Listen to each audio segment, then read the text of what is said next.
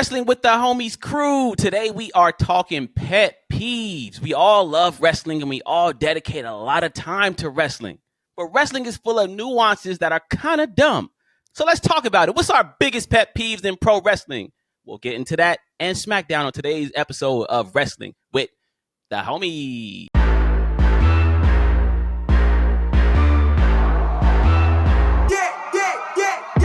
Now y'all know me.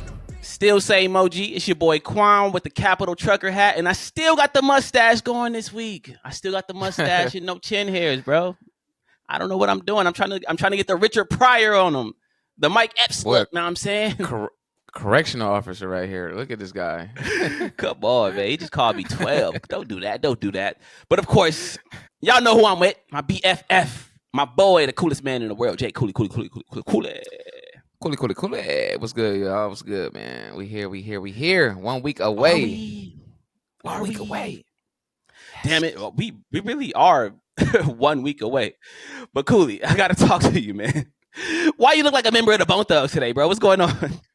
So take me home. Because I don't remember. I just felt like, cosplaying Logan Paul because, this is how he dressed every day without showing up to WWE every week. He do what he want, so I'm gonna do what I want. You know what I'm saying? I feel it. Those glasses are nice. They look designer. What are those? Biggie Smalls, Versace. Oh, okay. He just suddenly with the Versace's on. I see what you're doing, brother. I see what you're doing. Man. He said Qwan can't be the only fly one. I gotta show off too. Yeah, man. Qwan be having a $1,200 hoodie on every episode. Hey, I do this. They don't. Hey, people at home, they don't know. I be having that shit on, boy. I be having it on. But Cooley, today we talking about pet peeves. We are talking about pet peeves, and the way this conversation came up is because me and you were discussing women, and you said one of your biggest pet peeves with women was women who are too obsessed with celebrities. Now, before we get into anything, I just want to know, why is that?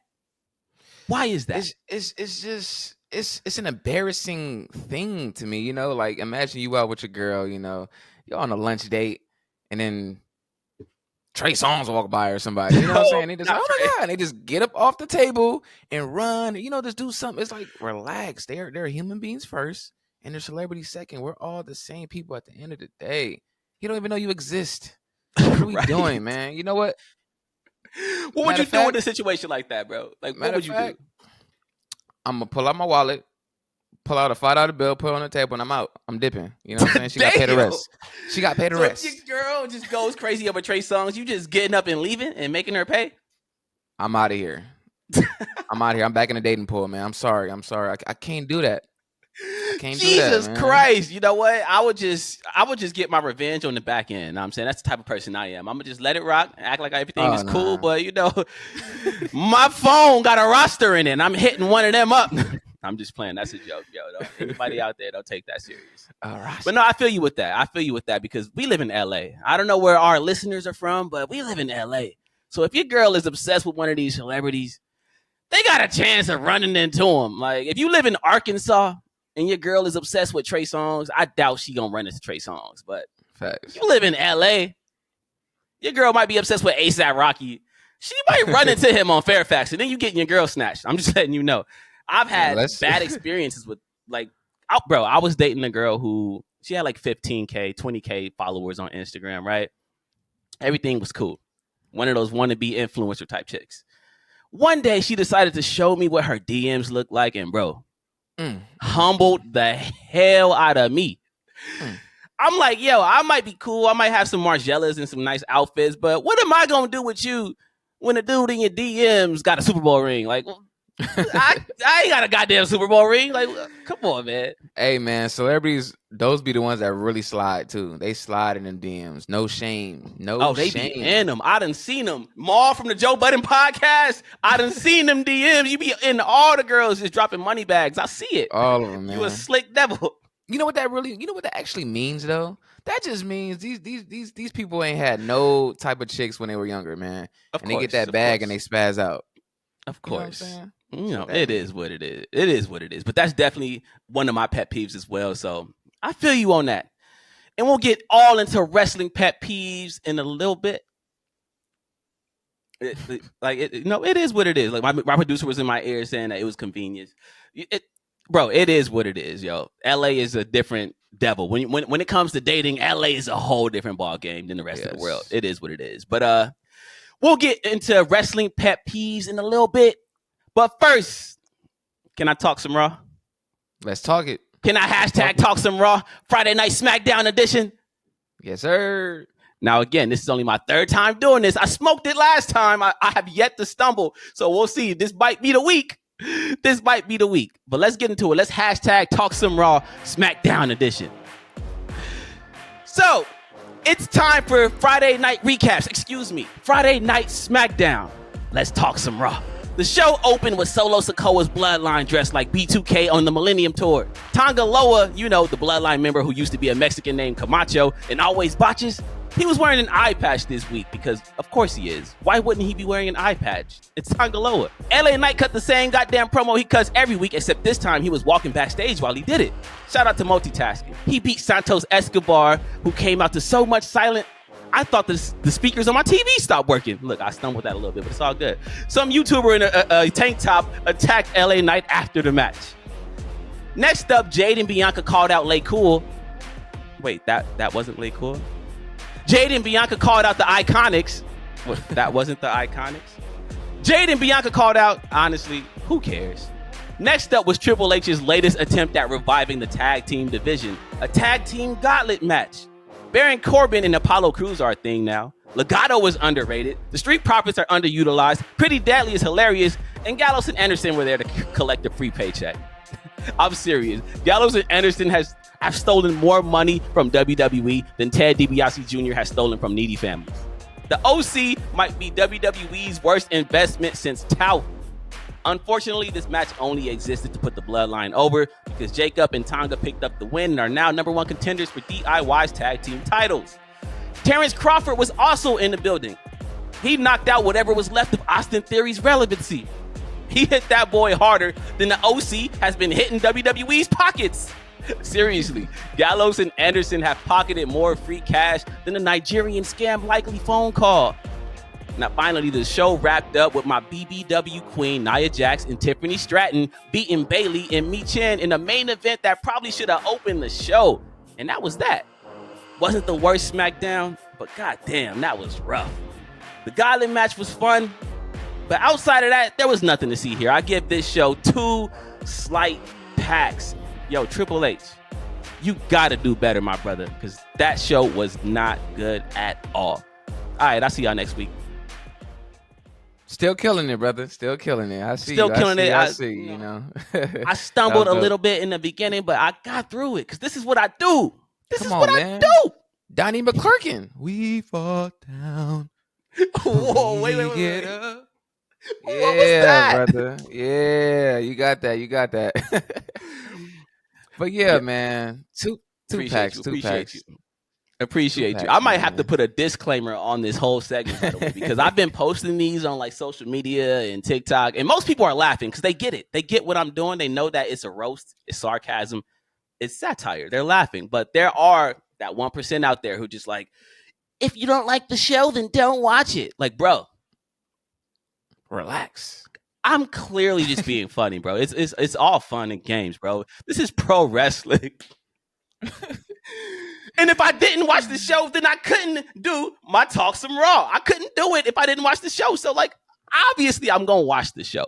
But yeah, please understand that this is satire. We just having fun over here, man. I love Gallows and Anderson. I've been a fan of Gallows and Anderson since they were in Bullet Club. But the fact that they've been getting free paychecks for being AJ Styles' friend is kind of funny. While everybody else been getting kicked off the roster, Woo, that's kind of crazy, right? But I mean, we here. But yeah, I do agree with you, Qwan, man. The show was, it was pretty mid. I don't know. I'm not even gonna blame it because SummerSlam was around the corner, because it's been mid since WrestleMania. To me, to me, we need Roman. I'm sorry, bro. We really need Roman, man, and it shows. It clearly shows. Like, I mean, this new Bloodline 2.0 it's been carrying. But at the end of the day, it's like it's the same outcome every week. The new Bloodline come out, beat up everybody, stare, dress like growl. Pretty Ricky. Dress like They Pretty dress Ricky, like Pretty Ricky. Bro, Ricky. my man Solo be having a red velour shirt and gloves with the fingertips cut out. Like what? That don't look tough, bro. Bro, just like a Blade villain. Bro, he dressed like the villains from Ninja Turtles. Like the what was the rhino with the mohawk? That's my boy Solo right now. What we doing, Solo? Yeah. Take that shit off. And we finally got a Logan Paul appearance, you know? Oh, wow. How long has it been? He's been champion for 266 days and only defended that title twice? 2 times? Twice. What are we doing? Where is Logan Paul? You know how it is. And I don't even want to hear the excuse like, oh, well, Logan Paul, he's popping up at events with the belt, so it's bringing more eyes to WWE. I don't want to hear that. Because Logan Paul still can pop up at events and you can just say he's a WWE superstar and people still going to tune in. Right. So he don't need the title for that. He don't need the title for that. He don't need the title for that. So I don't know. And he ain't even popping up at events like that. All we've seen Logan Paul do is endorse Donald Trump. Like that. He don't need the title to do that. He don't got to be U.S. champion to endorse Donald Trump. He can just do that on his own podcast. We don't need the title. Logan Paul has more lawsuits than he has title defenses, and it's a shame. It's a shame. What are we doing? It's a shame. What are we doing? I know you remember that song. It's a shame. It's a shame. Yeah, he don't need that title. But I will say, before we get into our pet peeves, I will say I don't know if it's time for LA Knight to take the title from Logan Paul. And hear me out. Whoa. Hear me out. We've been complaining about this for 2 years, though. We have. But here's the thing. For me, that was wild. Why'd I say it like that? Bro. For me, LA Knight is 42 years old. He don't need no goddamn U.S. title. He above that. LA Knight is at the point where he needs a world title. He needs to be in world title feuds. Move that boy to Raw and have him feud for the world title. He don't need the U.S. championship. That's for the Carmelo Hayes of the world. That's for the Dragon Lees of the world. That's for the little dudes. That's not for big LA Knight. Come on, man. What we talking about? I mean, from my knowledge, I don't know when the last time I seen LA Knight with any type of title. So he needs anything that he can get right now. And the U.S. looking pretty grabbable right now. So you better take anything you can handle, brother. Facts. Because you've been out here pretty raw, no pun intended, like just nothing at all. So. Yo, the only title I've seen LA Knight with in the last 10 years was the TNA world title, and he ain't been in TNA for a solid 5 years. So it might be time for him to get something. I just don't know if it's the U.S. title, but we'll see. I want to hear from the people at home, though. How did y'all feel about SmackDown? Was it 2 packs of mid? How was it hot? Are we just hating? Are we hating on Triple H's SmackDown? Do we need Roman Reigns back? We might not need Roman. WWE might be hot right now to somebody. Not us, though. But let us know in the comments how y'all feel about SmackDown. And if you haven't already, like and subscribe to our channel and hit that notification bell, baby. That wink. You see the wink? That's for the ladies. Come get on his mustache. You feel me? Whoa, bro, on his Val Venus right now. What is going on? Hello, ladies. Shout out to Val Venus, man. Val Venus is offending a lot of people in Vegas. He has a weed shop now, apparently. He sells weed, and he hates people. That's his job now. He just, offends people for a living. I'm not even going to get into the comments he's been making. Let's just move on right along. Let's move right past Val Venus. Like I said, today we are talking about pet peeves. Cooley. We can go on all day about wrestling pet peeves. Yes, we can. I tried to limit it to 5 each, only because if we really get into our pet peeves about pro wrestling, like all of them, we going to be here until sundown. And I ain't got that kind of time on me, my brother. So let's do 5 each. Just 5. I know it's hard, but just 5. If we go long, we go long. But let's try to limit it to 5. All right? We cool with that? Yeah, we good. I got 5. I got 5 on it. All right, so look. At number 5, my biggest pet peeve in wrestling is when wrestlers cut promos in 2 different languages. I understand that a lot of guys are talented and they can speak in 2 different languages, but nobody talks like that in real life. I'm sitting here watching Raw, right? Damian Priest comes down to the ring and he's cutting his promo on Gunther, and he's just like, all rise for the Judgment Day. I'm going to take you on at SummerSlam and I'm going to win. Why are you cutting to Spanish in the middle of the promo? And WWE is the only company that does this. I don't see this in AEW or anywhere else. It's always WWE. They just love dudes speaking English, and then out of nowhere, they just flip and just go somewhere else with it. It's so dumb. It's so stupid. It's the worst nuance in wrestling. I hate it so much. That's one of my biggest pet peeves. Do you rock with that? Do you like when people cut those promos? I mean, it sounds cool to the to the bilingual person. No, it don't. To the bilingual person, but like me, I'll be like, okay, what did he just veer off? Look, if you wanna cut a promo in Spanish, cut that promo in Spanish. If you want to cut a promo in Japanese, cut that promo in Japanese. If you want to cut a promo in Klingon, cut the whole goddamn promo in Klingon. But don't start off saying, I'm going to beat you at SummerSlam because I'm the best. What? Imagine going to McDonald's and saying, yo, can I get a number 1, a side of fries, a water cup, and uno más. What are we doing? Pick one, bro. Oh, man. Damian Priest, he didn't have to catch it straight like that, man. Come on. I love you, Damian Priest. That's my bisexual Undertaker right there. Shout out to Damian Priest. I don't know, man. That's one thing I hate in wrestling, though. That's one of the worst nuances to me. I feel it. What did you have? Oh, bro. One of the worst things I hate in wrestling, oh my God, is when a high flyer climbs the ropes and their opponent is scooting over to the spot. Like, bro, how unrealistic is that? How faker can it become? Like, it's so noticeable. It looks stupid. It looks dumb, bro. Like, that's one of the worst for sure. You know what? This happens in AEW a lot, actually, because I can think of so many moments. There's this one wrestler in AEW who he loves to walk the ropes and like do cartwheels on top of the ropes before he jumps off and lands on his opponents. So sometimes you'll have a group of people just standing together outside of the ring, waiting for the dude to jump over the rope and land on him. Just waiting for like 6-7 seconds, just standing there looking up in the sky, waiting for him to jump on him. It's the worst thing ever. Oh my God, it's so bad. Which wrestler? I forget the name. I don't know if it's Hologram or if it's Aerostar. Hologram fire. A lot of people thought that was Ricochet, by the way. That is not Ricochet. Ricochet got tattoos. Are y'all blind, bro? Hologram ain't got no damn tattoos, man. Anyway, let me get into my number 4. The spot that I hate most. One of the biggest nuances for me that is so dumb when it comes to pro wrestling. One of my biggest pet peeves. People's inability to reach up and grab the title in ladder matches. Oh my gosh, bro. You telling me you can set up a ladder, right? You can climb that ladder, but once you get to the top, all of a sudden, you completely forget how to reach up and grab a title. Why does WWE do this? Why does pro wrestling do this? This is one of the worst nuances ever.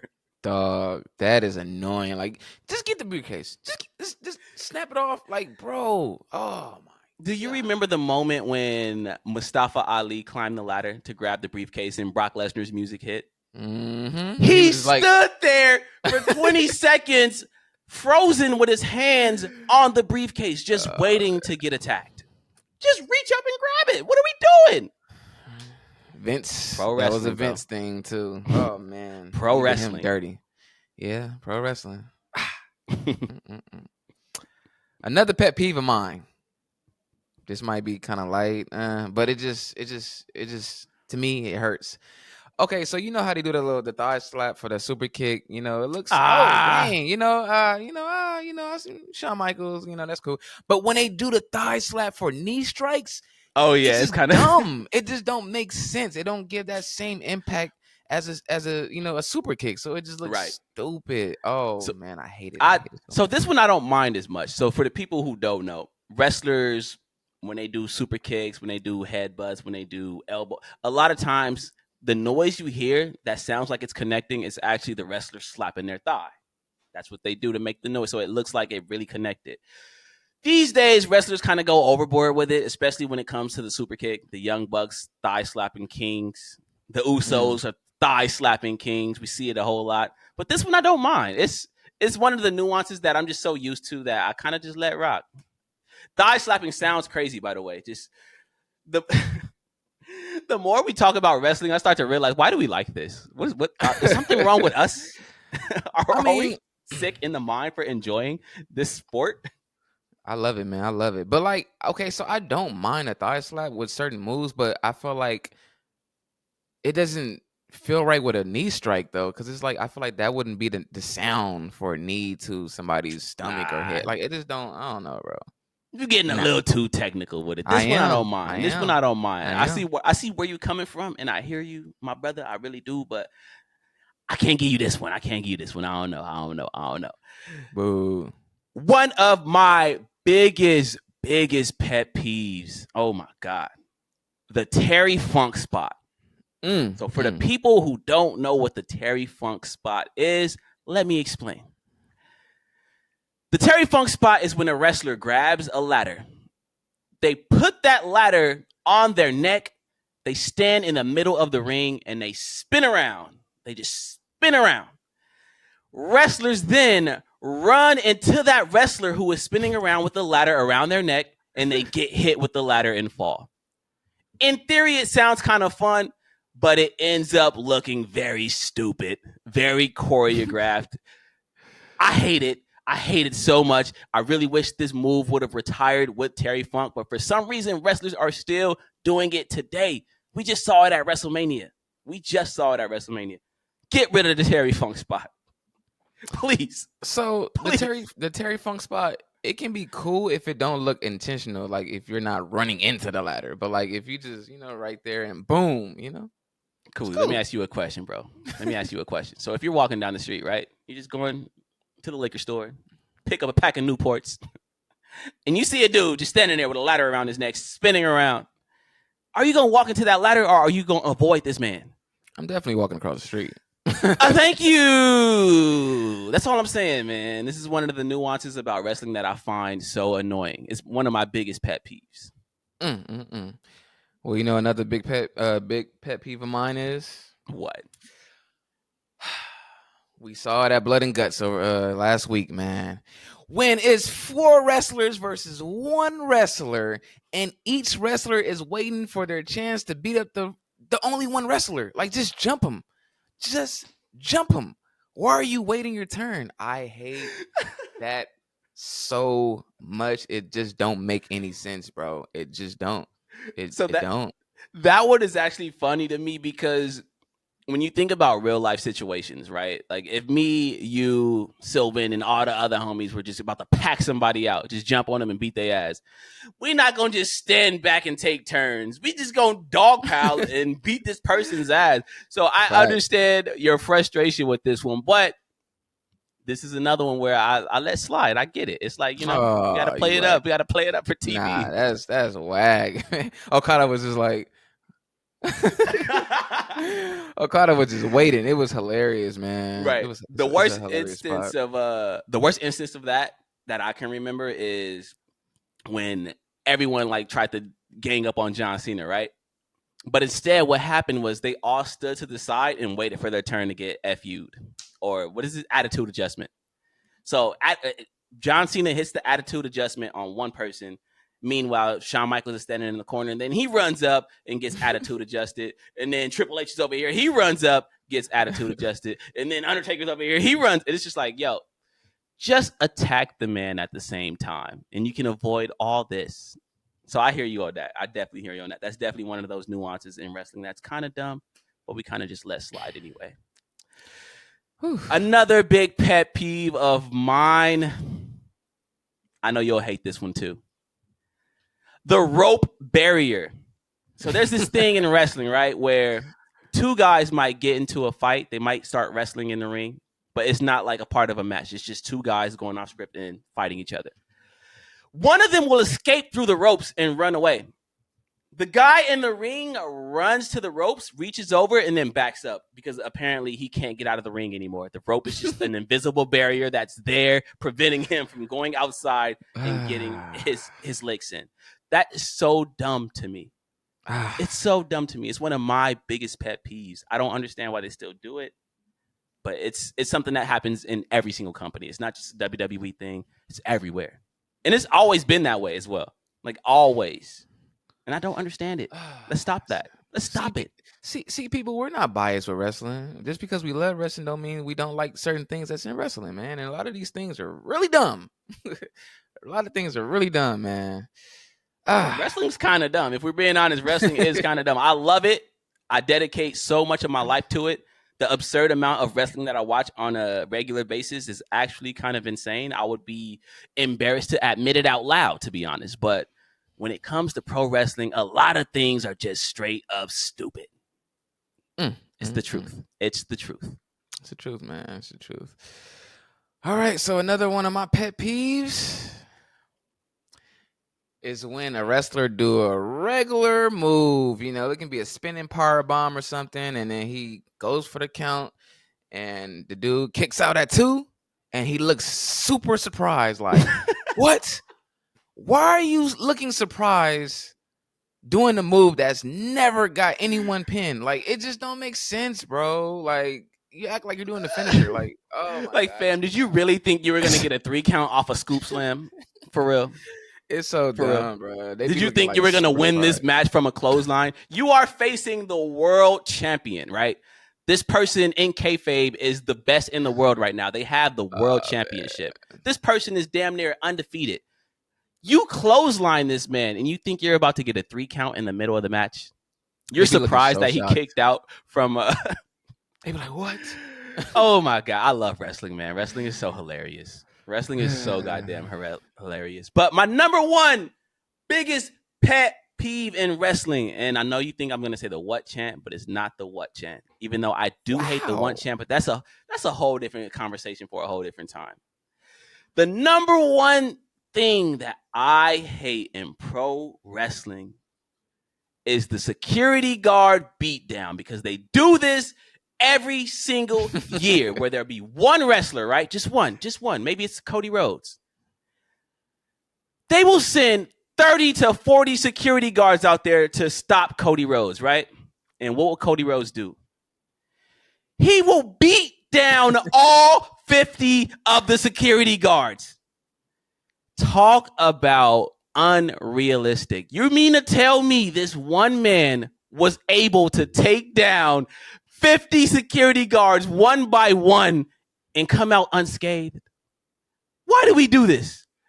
Whose idea was this? Who was the first person to do this? Somebody look that up and let me know so I can curse them out. I'm going to find a time machine, travel back in time, and go curse them out, because that's the dumbest thing in pro wrestling by far. No sense. We just saw it like 3 weeks ago on SmackDown.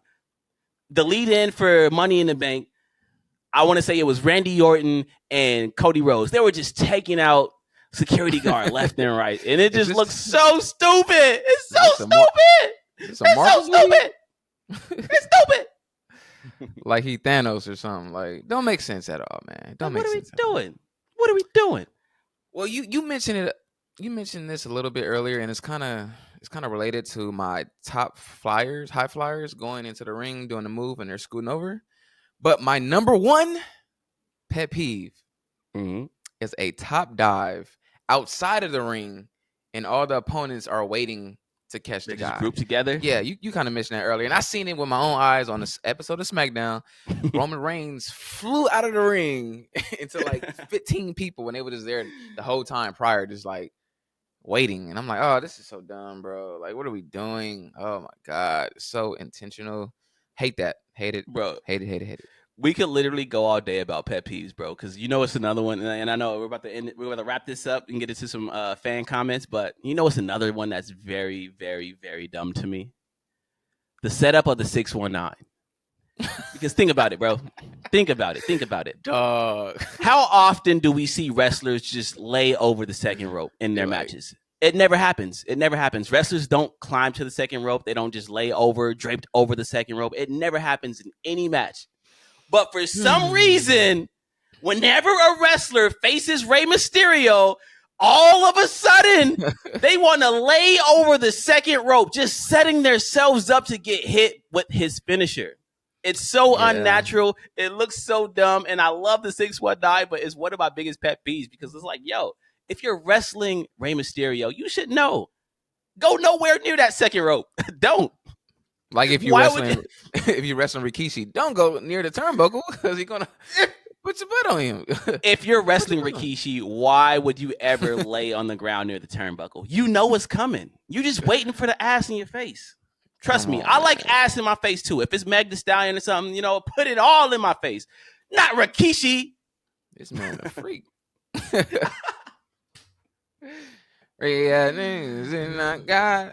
But shout out to Meg Thee Stallion. You know what I'm saying? I'm coming for you. But I want to hear from the people at home, man. What is y'all biggest wrestling pet peeve? Did we miss out on some? I know we missed out on a bunch. We definitely missed out on a bunch. But let us know in the comments. What's your biggest wrestling pet peeve? And if you haven't already, make sure you like this video and subscribe and hit that notification bell before I tap your ass. Pause. I was waiting for that. Cooley, can we get into some fan comments, man, before we get out of here? Let's get into it, man. Because the people been commenting. They've been leaving comments. I love to think Twitter, pieces. I love comments on our Instagram, comments on our YouTube, comments on our TikTok. So I got a comment from a guy who goes by the name of Dixon Grimes, and he was speaking towards our video where we were saying Bobby Lashley was underutilized and Triple H needed to do more with Bobby Lashley. Dixon Grimes says Bobby Lashley had the look, but he was never great in ring. Shelton Benjamin was actually the guy who deserved to be at the top.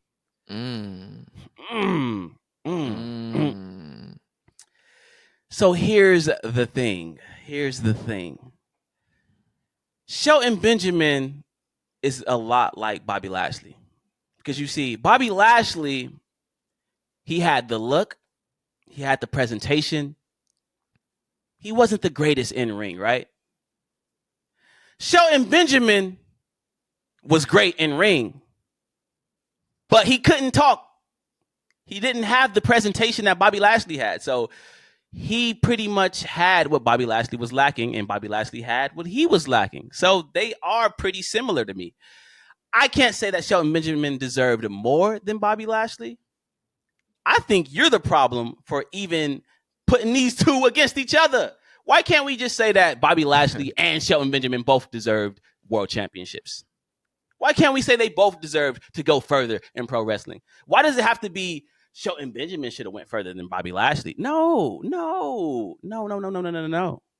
They can both get pushed. Triple H can push more than one black person, man. So stop it. But how did you feel about that comment, Cooley? Yeah, what do you have to say to our boy Dixon Grimes? I mean, Pause. I agree to the part where Shelton could have been, world champ. He should have been world champ during his gold standard era. That was an amazing era, but like you said, he didn't have that mouthpiece. He should have had a manager. They should have put him together with someone that can talk for him, and he could have been the first black world champ. We could have seen that over 10 years ago. But the thing is, we had Vince. And that wasn't happening. Yeah. And I do believe Bobby and Shelton is like yin and yang. One without the other, pretty much. So together, they really completed each other. Pause. I know that sounded weird, but when they were together in the Hurt Business, that was like the best run of both of their careers to me. So, it is what it is. But I can't say that Shelton Benjamin should have got pushed further than Lashley. If anything, they both should have been pushed respectfully. That's just me, though. That's how I feel. Yeah. I got another comment. It's from our boy Astro. He says, Carmelo Hayes is 5'3", so I just don't see him getting higher on the card. It's time for Montez to switch his attitude to get a push. 5'3" is crazy. He might be right, though. Okay, first of all, Carmelo Hayes is definitely not 5'3". He my height. But do you think that his lack of size is going to be a detriment to his career? because you could argue that shorter wrestlers have it harder than taller wrestlers. They do, because they don't have that look for, a world champion, so to speak. And as we know, Tez got the full package, yo. He has the full package. He has the height, he has the build, he has the He mouthpiece. has the height. Oh no, he kind of short. He kind of short. He ain't 5'3", but he kind of short. Tez? Oh, I'm thinking of my bad. I'm thinking of No, I'm talking about Tez. Like, my bad, Montez. Yeah, Montez does have the full package. Montez got the full package. He has solid like 6'2", you know what I'm saying? I was about to attack you, bro. I was about to attack you. Oh no, my producer is in my ear clowning me again, saying that I confused Carmelo Hayes and Montez Ford when I just had a video saying they were different people. You got me. Dang, You did. God. But I mean, look, in my defense, we were talking about Carmelo Hayes' height, and then we kind of just went into Montez Ford being the full package. So it was easy to get that confused. Now I'm saying they are not the same person. They are still not the same person. They wrestle different. They look different. They talk different. They're not the same. It's Brandon T. Jackson and Lil Bow Wow. We've established that. Pretty much. But I mean, here's the thing. I do think that his height might play a part in his career. He might continue to be like a, Ricochet. Right. A Ricochet, Finn Balor, something like that, just continue to play the mid. But definitely Ted should take that. He should take that spot. I'm sorry. Okay. So here's the thing. I don't think that Montez Ford, not Carmelo Hayes. I don't think Montez Ford needs an attitude change to get pushed. I think he should just do what he's doing. And they should just emphasize that and go far with it. Because one of the things that I hate is when wrestlers abandon the thing that got them over in the first place. We see it with like when a guy like Big E won the championship, right? We all fell in love with Big E because he was making snow angels in the ring and twerking and just doing all these funny little dumb nuances, right? But once he became WWE champion, they felt like they needed to make him more serious. So he kind of stopped doing those things and started speaking in a more serious manner. And it kind of made us lose sight of why we loved him in the first place. And right now, we all love Montez Ford. So I don't think Montez Ford needs an attitude change to get pushed further. I think he just needs to do what he's doing, go all the way with it. WWE needs to emphasize that, and they can just run with that. Don't have Montez Ford try to change and be serious and turn heel. None of that. Just be goofy and dumb and go all the way with it. And in terms of Carmelo Hayes being too short, that's tough. I will say shorter wrestlers do have it a lot harder than taller wrestlers. To make it as a shorter wrestler, you have to have a huge personality. We seen it with HBK, Shawn Michaels. We seen it with a guy like Daniel Bryan when he finally got over the hump. He had to go full-fledged yes movement, crazy man with the beard thing. So you got to have a huge personality to go far as a shorter wrestler. And Carmelo Hayes has a huge personality. I'm sorry, but he is him. I know he's not the tallest, but he can talk. He got the look. He's funny. He's arrogant. He has a big personality. So I think Carmelo Hayes will be a future world champion. And also Triple H don't seem like he hates the smaller guys. I know we all get used to that, but that's a Vince thing. That's not a Triple H thing. Right? We'll see. We'll see. I don't know, man. I can't see it happening, but we'll see if he'll be, world champ. Look at the hate. Look at the hate, man. It's not hate. I like Carmelo Hayes. Why can't he? Why? I like Carmelo Hayes, man, but I just don't see it because we haven't seen a short wrestler of his height be champions since Rey Mysterio. Since when, bro? Like the last since like Rey Mysterio, bro. And what year was that? The last time I seen like 2007. I don't know. The shortest person I've seen in this era be world champ was Kofi. He's only 6 foot. Damn. So it's like we don't. How tall is Carmelo Hayes? He's 5'10". Damn, he like we don't see that, bro. we don't see it. So it's like I can't say that. Like, so what's his ceiling? What's Carmelo Hayes' ceiling to you? And be honest, that boy gonna be U.S. title or he gonna be NXT champion again. Shout out Carmelo. I love Carmelo, but I just can't. Oh my God, I can see him being IC title. IC champ. So. You don't think you don't think he has the personality to do it though? Maybe Carmelo Hayes needs to bulk up. Maybe that's what he needs. Because if he bulks up, he gets a lot bigger. then maybe people will buy into him being shorter if he's more muscular. Because right now he's kind of just small overall. But he got a nice size. I feel like if he get too muscular, he's gonna look like Maurice Chad Gable Jones-Drew or something. like I don't know. Like he has a nice build, so it's like how muscular can you get? He look like Warwick Dunn. Because Chad Gable's a short guy too, and that's been.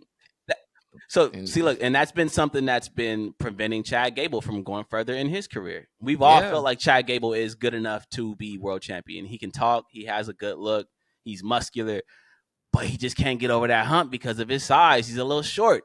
He's a short guy. So yeah, I mean, right now they're putting Chad Gable with the Creed brothers. So hopefully, a faction will be what gets Chad Gable over the hump, like a faction that we take serious because he did have the Alpha Americans or whatever it's called, American Alpha Academy.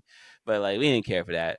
But as long as Chad Gable has the Creeds with him, then he can be a world champion. Like, why not? Why not? Of course, yes. My producers in my ear, like Chad Gable. Yes, Chad Gable can be a champion if he has a faction behind him. He can be a champion. Chad, I will put a prediction. I can see Chad Gable. I'm not gonna say Chad Gable can be a WrestleMania headliner or anything like that. That's a little ambitious. That's going way too far. Definitely not that.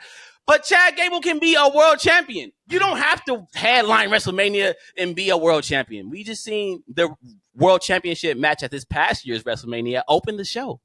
Did we forget about that?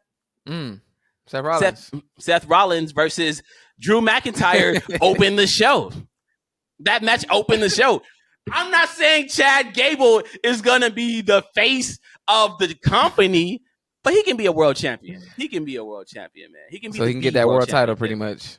Yeah, he can get that world title.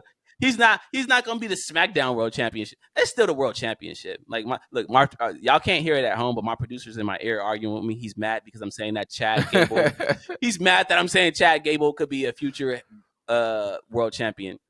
You don't have to be the face of the company to be a world.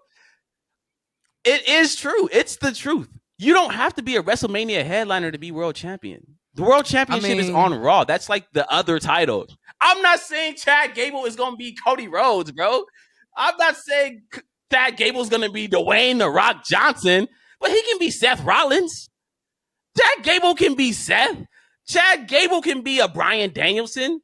He don't have to be a Brock Lesnar, but he can be a Bobby Lashley. Like, come on, man. He ain't got to be the headliner of the entire show to be a world champion. Like, come on, man. Daniel Bryan was shorter than him, but he can wrestle, and he had a good character, just like Chad Gable. So, yes, Chad Gable could be a world champion. Making me defend Chad Gable on the spot. You sound crazy making me defend Chad Gable. Chad Gable was him, bro. I know he's all because we was talking about Carmelo Hayes, man. How did we get here? Shout out to Carmelo Hayes, though. Shout out to Carmelo Hayes, by the way. Shout out to Carmelo Hayes. I know he's only. We really love you, though. It is what it is. Our last comment comes from our girl. She's been supporting us from day one. I love her to death. Jamila Armstrong. I said Armstrong. What up, Jamila? Jamila Armstrong. 9677. Shout out to you. You've been following us and you've been supporting us from day one. So we love you, sister. Yes, indeed. She said, first of all, where is Sylvan? Second, LA Knight is 41, not 43. Because there's a big difference between 41 and 43. Girl, what you talking about? What you talking about, Jamila? 730 days. That's the difference. And she said, Damian Priest will defeat Gunther simply because Gunther needs to be taken down a peg or two. I don't know about that. I definitely don't know about that. I think Gunther is definitely going to end Damian Priest's run. I'm sorry, but that's just what it's going to be. But definitely. I want to address the first part of that question. You asked us, where is Sylvan? And I'm going to be completely honest with you guys. Sylvan smashed my baby mama, so now we beefing, man. I don't like Sylvan. No, I'm just playing. That's a joke. I don't know if you guys follow Sylvan on his social medias, Instagram, Twitter, but Sylvan found out he had cancer, the big C word. So he's been dealing with that, and he's been pretty candid about it. However, things are going really good with him. I just had a discussion with him yesterday, and let's just say y'all might be seeing Sylvan back on the podcast very soon. And by soon, I mean like soon. like real soon. Like possibly next episode soon. I don't know. Maybe we'll see. But Sylvan is definitely planning a comeback. So y'all don't have to wait too long, man. You don't have to wait too long. Sylvan will definitely be back at some point. And until next time, this is Wrestling with the Homies. We are out of here. Please like and subscribe if you haven't already. Hit that notification bell. Tap that notification bell before I tap that. Whoa.